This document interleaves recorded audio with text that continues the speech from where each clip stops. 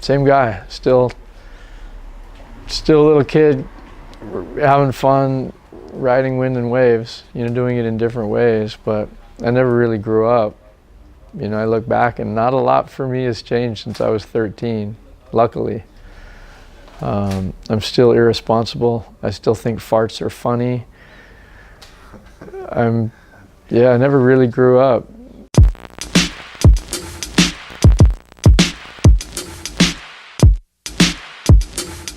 You know, windsurfing was a really young sport. There was no target, you know, everything just evolved over time. There were no pro windsurfers. It was not a very big sport at the time.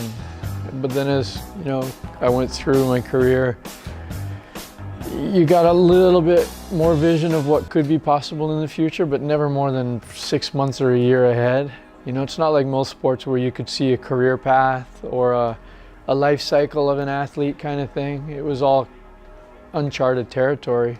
So I was having fun, I loved it, but there was never really some, oh, I'm gonna be doing this next year. Or I always had the fear that it could all end at any time and I'd have to go flip hamburgers at McDonald's or something, you know? Okay. So I've always been careful, like, to try and just do the best I can to keep it going, you know? Try to make myself lucky, enjoy it at the time, but knowing that injury or a change in trend, or maybe I just get not so good anymore, or whatever, could change it and end it at any time. And to me, risks should be calculated. Yeah. You know, you need to work up to things, and you know, your comfort zone is something you can slowly expand, but I don't think ever just diving in head first out of your comfort zone is necessarily a good thing, especially in this day and age where it's the Instagram culture, and even a lot of, not just older people, but especially younger people, are doing things specifically to film themselves, specifically to get their picture taken, specifically to go, look at me. And there's sure benefits to it. You can make yourself known, you know, from being a nobody, being somebody, but it's putting people in a position where a lot of them, especially young people, are taking risks that they're absolutely not ready for. And you're getting a lot of injuries. I mean, you can look at the wipeout reels on YouTube, you know. I don't think that kind of stupidity risk and putting yourself absolutely entirely out of your comfort zone so you can hopefully get 100,000 views of your Instagram post is a good thing. So the social media side of sport to me is unhealthy. The whole look at me, 17 seconds of fame, you know, I'm not going to go ride with my friends. I'm going to set up a kicker so I can get that shot. And that's why I'm there today. Yeah, it's cool, but it's a really different approach to sport than if you're just going to go ride and, you know, go ride and try and improve and get good, and not just, oh, I want to get that shot where I'm fucking inverted and whatever. So we're in an interesting time with social media and with it so easy to capture everything you do. But yeah, your approach to risk, everybody's different. But the way sports are evolving or have evolved, risk is now at the point where mistakes are not a subtle bruise and a bandage. You know, it's, yeah, if you blow it, you're gonna die. You blow it, you're gonna be paralyzed. You blow it, you're gonna break something. But man, people are willing to take that risk because, I don't know, they want that Instagram shot, I guess, or, you know, whatever it is. And we're really pushing sport to a whole new levels. Look at motocross freestyle. You know, the stuff that was impossible a few years ago and what they're doing now. In snowboarding, skateboarding, BMX, whatever it is, every sport's just pushing and pushing and pushing and pushing what's possible. And it's technology that's allowed it. It's just, you know, people being more creative, willing to take more risk. But man, the consequences are pretty rad. You hate to see 16-year-old kids paralyzed, you know. That's why I love the water element, you know. The sports that I do, the ground is not very forgiving. Rock and dirt and snow and ice are not as forgiving as water, so I'm pretty lucky. We can fall down an awful lot surfing, kiteboarding, windsurfing, you know, whatever, and not pay massive consequences. Right. So I'm a total wuss compared to like skateboarders or BMX guys or motocross freestyle guys or downhill mountain bike guys. You know, they're taking gnarly risk. My risk is like, yeah, I'm gonna fall and get wet and climb back up and do it again. I was, like I said earlier, lucky for a long, long time and calculating my risk not to get injured for that many years. Like I never missed an event for injury in all those years. Crazy. Worst thing I ever did, I knocked out my teeth in 1979. Windsurfing, I've torn my ACL a bunch of times. Oh, sorry, geez, not my ACL, my MCL, medial collateral ligament in both knees. But that heals itself. You know, you wear a brace and a couple of months later it's stronger than it was before, but I've never done ACL, I've never done meniscus, I've got degenerative stuff, you know, just from all those years of tugging and pulling, so my joints are pretty worn out, but nothing that a couple of Tylenol or Advil or ibuprofen can't handle. And then that one crash kitesurfing 2 years ago during our photo shoot, and it's something I've done 1,000 times. It wasn't like one of those big crashes where you see a guy go up and smash on the water. It was like a normal landing, but I was just a little off and my weight was just a little awkward and my front foot was on the board and my back foot came off the board and the power was in the harness from the kite in just such a way that I couldn't depower. You know, if I did it 1,000 times, I probably couldn't do the same thing. But the way it worked, one leg went that way, one leg went that way. The kite's pulling in water is hard when you're going fast. And it basically just broke me in half and broke my pelvis. I thought I broke my back when I did it.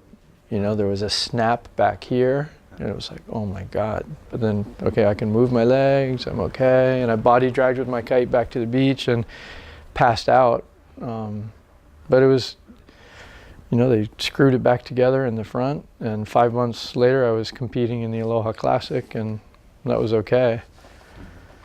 12 months later in the 2018 kite photo shoot, just a little miscalculation kicking out of a wave that was closing out, landed out the back, just exploded on the landing. And my front foot just went completely in the foot straps. And I tore all my metatarsal ligaments across my right foot.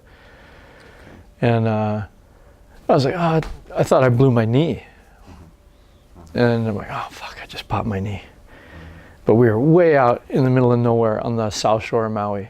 A 2-mile hike in to get to this wave over a lava field, so an hour walk. So I'm like, fuck, I'm just gonna keep riding. It's a place that's hard to get into because the beach is all lava. So I kept riding for like another half hour. I'm like, oh, it feels better. You know, sometimes you'll think you popped your knee, but then 10 minutes later it's like, oh, it's okay. So I kept riding, we're shooting, and the more I ride, I was like, wow, my foot actually hurts. What's wrong with my foot? Because I thought it was my knee. Didn't even notice my foot. And after about a half an hour riding, I was like, oh, I'm in so much pain, I can't even ride anymore. And I went in and I'm like, yeah, my foot looks kind of swollen. Walked back 2 miles across the lava rocks with my kite gear and then drove to get x-rays. And I got there and like, oh, your foot is wasted. And then I went to the doctor and he's like, oh, you're gonna be out for the season. I was like, what? So yeah, this is like a season-ending injury. It's like, right, I'm gonna be back in a month, no problem. But it literally took 6 months to heal. Okay. It took forever. I couldn't believe it. I'd go walk on the beach, and then that night my foot would be like a football again. Just like, God. So it took a long time. And so yeah, after those 2 injuries in a row, I'm like super careful now, and I've never been careful in my riding. Like, I'm not kiting that much, and when I do kite, I'm not boosting huge. I'm like, I used to have 1 speed, and now I'm kind of riding like as close to a kook as I've ever ridden because I don't want to get hurt again. And I've never had that fear in my entire career, but right now it's like, out of a year and a half being basically out for a year for injury, there's no way I want to do that again. So, different approach. And I don't think it's an age thing. I think it's just fuck, 2 injuries in a row, and I do not want to do it again. Injury is the career ender, and I always knew that, and that's why I was so careful, that calculated risk I was talking about. You know, I'd seen friends like break something and never get back. I never had pressure to win. I had pressure not to lose. My big fear is losing. Okay. I don't love winning. I don't really like beating other people. I just hate losing. I don't like being beat by other people. So I don't like to do things I'm not good at. You know, I'm one of those kids that, well, if I'm not good at that game, I'm not going to play. I'm going to go do something else. You know, losing's not fun. But winning isn't that much fun either. So I'm not one of those guys you see on the podium, yeah, throwing my trophy in the air. I hate that. I hate like winning celebration. I just really don't like losing. The only pressure that I had was, 1, I knew how lucky I was, and 2, I knew the life I had is still like really blessed, that most people have to work a lot harder in life than I've had to. You know, I work hard at what I do, but what I do is really fun, and somehow I get paid for it. So that pressure, wow, I'd like to keep this going. You know, I really dig it, and then at the same time being organic in my approach, so that when new opportunities came along, kind of follow those opportunities too, but by staying still focused at the same time. Like kite surfing, when that came along, and being kind of in the leading edge of that sport, and letting that take both my business and my career a new way. And SUP, same thing. Now with foiling for all the sports I do, same thing. But never having abandoned windsurfing. You know, I've always still been pretty full on in windsurfing, so that I wasn't like lost. Like a lot of athletes, they'll move on from one thing and they reach a certain goal or a point, and they're like, all right, I'm done, and now I'm going to become a golfer, or I'm going to become a businessman, or you know, even through the growth of my business, in my head I'm still an athlete. The priority is that I'm Robby Naish, the surfer, and the business is a cool side bonus. Yeah. It's not the other way around. It's never like the business became the priority. The cool thing about the sports that I promote is they keep you young at heart. They keep you challenging yourself mentally and physically. They keep you active and outdoors. And people tend, especially since the world's gotten so complicated, a lot of guys, you know, don't roll up their sleeves and get their hands dirty anymore, because their job is technical, their job is administrative. You know, 1 or 2 generations ago, everyone got their hands dirty. And these days you grow up, you go to college, and you get a job, and you get a family, and a lot of kids don't even play now. You know, oh, they might get hurt if they play. You know, everyone's got this babysitter culture that, you know, we can't take risks, and, you know, Johnny might fall down if he rides a bicycle. We better not let him do it. Oh, be careful on the stairs. When I was a kid, my parents didn't even know where I was. I was like a wild monkey off in the trees somewhere, and my dad would run outside at 6 o'clock and yell, "Randy, Robby, okay, it's time to go home." It's different today, and then, you know, not just for kids, but for adults, I think it's critical to play. And again, guys grow up, they get a job, they get a family, and a lot of them stop playing, and for them, going to the gym is their exercise, and that's great. But going to the gym is better than nothing.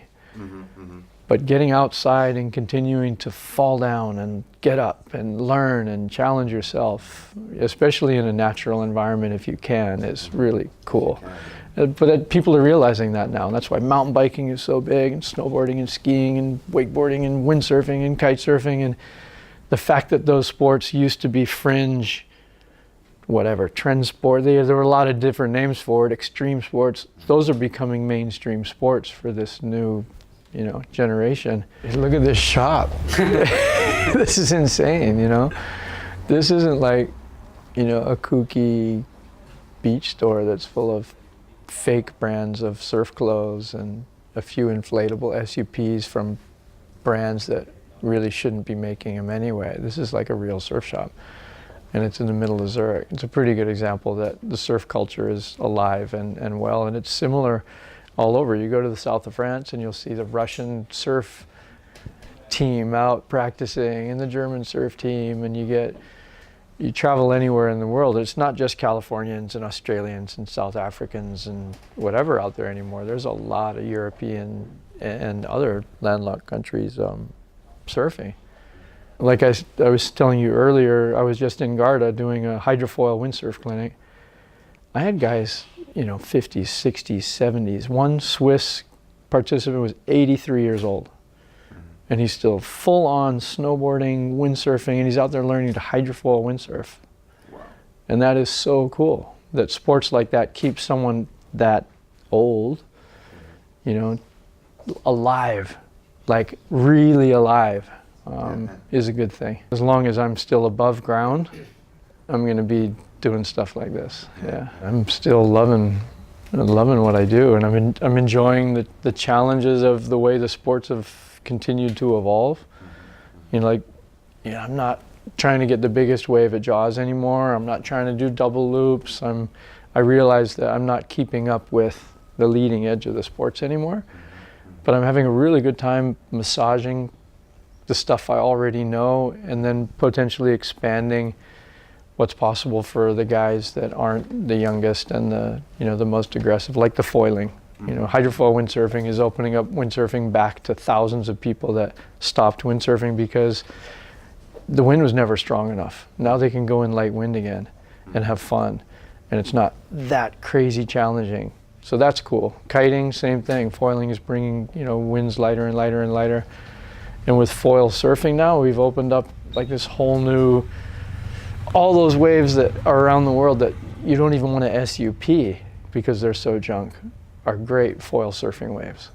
Yeah. So I'm really enjoying that. Like, we leave good waves on the North Shore and drive to the South Shore of Maui to find knee-high waves so we can go foiling. Okay. And that's crazy. But so I'm loving that aspect of just enjoying the sports from a new perspective. Maybe not being the most radical guy, but still being there kind of close to the leading edge of new paths in the sport, and still enjoying riding. Foil is a part of the future, that's for sure. It's not like everyone that surfs is going to go buy a foil. That's not going to happen. It's still something that requires a certain amount of skill to do, fortunately. And it's not cheap, and it's not super safe. So, you're not going to see thousands of them at every little beach break with little kids on boogie boards, but it's definitely going to be part of the future. And then, of course, as things evolve, things like the wave garden, Kelly Slater wave pools, the city wave, all of those things make it even more accessible. You see the city wave style of wave park, and you can run hundreds of kids through a surf camp in a couple of days. And once a kid stands on a surfboard and rides for 5 minutes, it's in his blood. I've watched kids at the Munich airport, at the Dusseldorf boat. I guess I'm going to be visiting one here later. Once you get that in your blood, that kid's a surfer forever. Even if he only stood on a soft top for 5 minutes in the city wave, you don't forget that sensation ever. So you're planting seeds with every one of those little kids that gets in that pool and tries it. He's going to want to keep surfing. And I think that's going to be a continuing part of our sport, is urban surf, especially with Olympics now, surfing going in the Olympics. You're going to see a lot of cities around the world that have wave parks. And it's not just, the fact that you can go ride a wave anytime you want, but it's the culture that goes around it that I think is healthy. It attaches people to the environment in a different way. Even if you're throwing them in a concrete, man-made wave, it's connecting them with the ocean in a way that they weren't connected before, and they're going to look at the world in a different way than they did before. They're going to want to go to Fiji, they're going to want to go to Hawaii, they're going to go to the south of France, and when they get to the beach, they look at that whole environment differently, more protectionary, and it makes you conscious of things that weren't part of your universe before, and that's always a good thing.